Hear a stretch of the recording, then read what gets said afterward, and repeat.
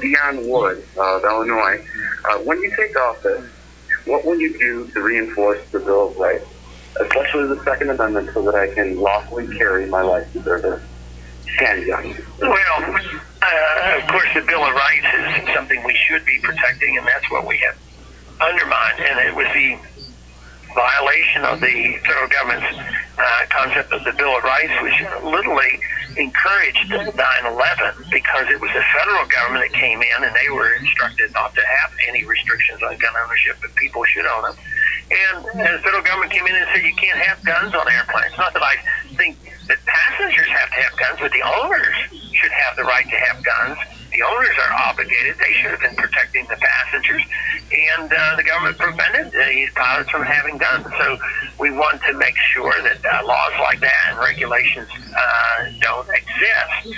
But not only the Second Amendment, but all the amendments. There's such violation since 9/11. There's the loss of habeas corpus, the loss of our privacy, the national ID card, warrantless searches, secret prisons and tortures. It just goes on and on. A president could, advise his attorney general just not to enforce those laws. They're unconstitutional, and they wouldn't take the position. Just as he could take a position on some of the nonviolent drug violations where people are obeying the state law, but the federal government comes in and enforces them. Those laws don't have to be enforced by a president if they're unconstitutional.